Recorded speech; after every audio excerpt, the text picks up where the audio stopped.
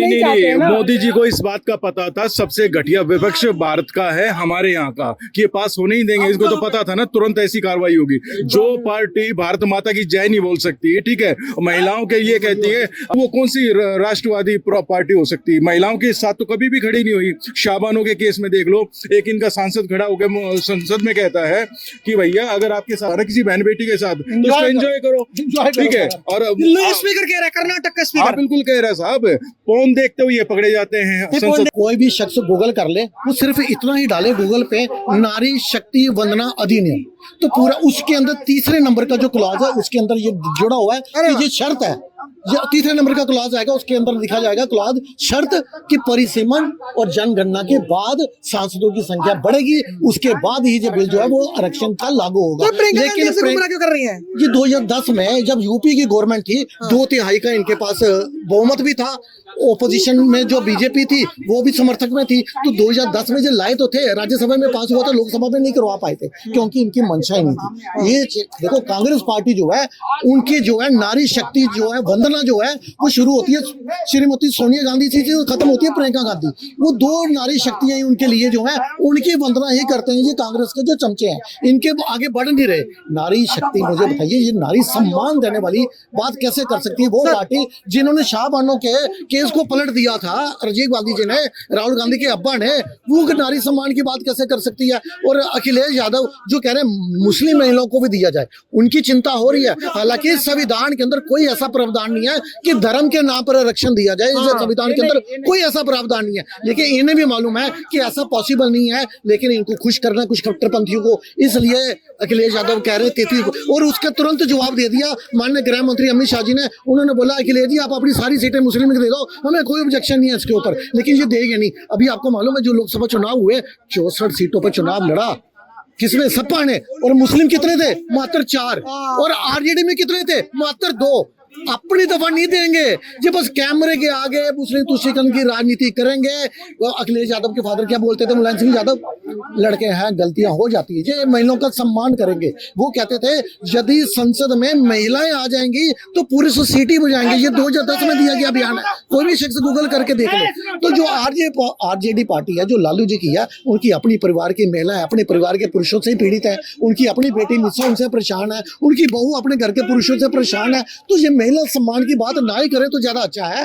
अब मोदी जी पे आते हैं, देखो मोदी जी को मालूम है, उन्हें मालूम था ये बिल पास नहीं हो सकता क्योंकि प्राप्त संख्या नहीं थी एनडीए के पास, क्योंकि 2/3 से पास होना जरूरी था। वोट चाहिए थे 66.7%, वो उन्हें मालूम था नहीं होगा। उन्होंने कहा एक ट्राई करके देख लेते हैं, यदि हो गया तो भी अच्छा, नहीं हुआ तो विपक्ष का असली चेहरा सामने आ जाएगा। ये देखो महिला विरोधी है, मतलब चित भी मेरी पट भी मेरी। देखो मैंने बोला बीजेपी भी पॉलिटिकल पार्टी है, एनजीओ तो नहीं चला रही, वो भी तो पॉलिटिक्स करेगी।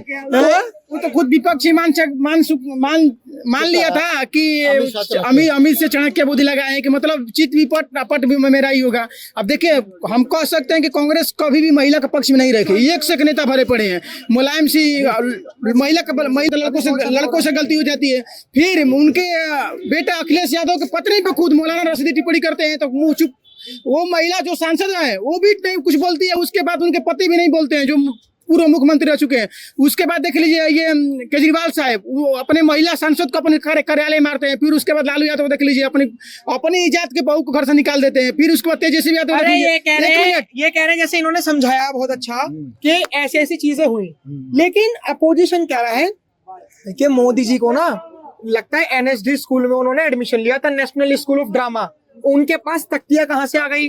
अगर उन्हें पता था कि बिल फेल हो जाएगा तो पार्लियामेंट में तख्तियां कहां से लेकर आ गए? ये मैंने आपको बताया कि इस बिल के पास होने के चांसेस बहुत ही कम लग रहे थे। तो ऐसा कम क्यों है? महिला तो हमारे देश की है, वोट तो सबको करना चाहिए। मोदी जी को लग रहा है शायद कोई अपनी अंतरात्मा की आवाज सुने, शायद किसी के दिल में महिला सम्मान के लिए कोई जागृत हो जाए, और देश भी देख रहा है सामने। और अगर ये नहीं देंगे, नहीं जागृत होते तो देश देख रहा है कि ये किस तरह से महिला विरोधी है, तो इन्हें ज्यादातर चांसेस थे कि ये बिल पास नहीं होगा। क्योंकि मैंने आपको बताया, मुझे एक चीज बताइए, अगर महिला आरक्षण अगर लागू होता तो कांग्रेस की महिला को भी तो सीट लड़ने का मौका मिलता।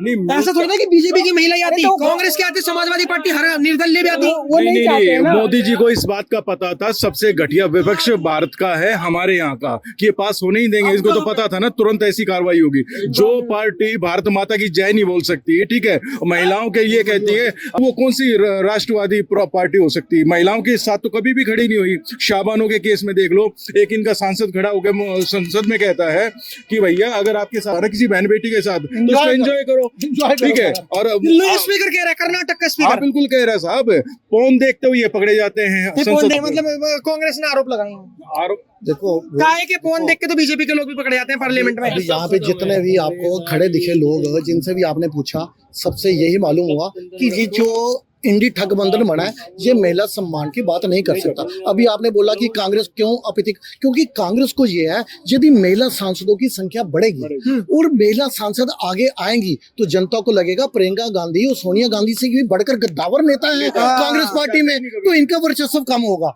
जनता कांग्रेस पार्टी के अंदर डिमांड उठेगी, ऐसी महिलाओं को आगे लेकर आइए। तो जो भी एक स्टेप आगे महिला बढ़ने की कोशिश करती है, कांग्रेस पार्टी उसको दरकिनार कर देती है। अभी मैंने आपको एग्जांपल दी राधिका खेड़ा और प्रियंका चतुर्वेदी जी की, क्योंकि जो महिला थोड़ा सा भी आगे बढ़ने की कोशिश करेगी, कांग्रेस पार्टी उसको दरकिनार कर देगी।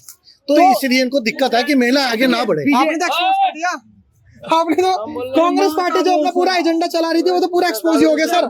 हाँ। महिलाओं का एक चीज देखिए, इनको क्या नाम है, दो ही जो राष्ट्रपति थी यहाँ की प्रतिभा पाटिल, ऐसी चाहिए ना। मोनी बाबा जैसे प्रधानमंत्री चाहिए इनको, जो चुपचाप बैठे रहे, इनके इशारों पे नाचते रहे। केजरीवाल ने क्या किया? अब इनके कौन सा क्या नाम उनका, नहीं 7 मिनट पर जाएंगे, 10 मिनट हो गए। केजरीवाल साहब जो हैं, इन्होंने किसको बाहर किया पार्टी से?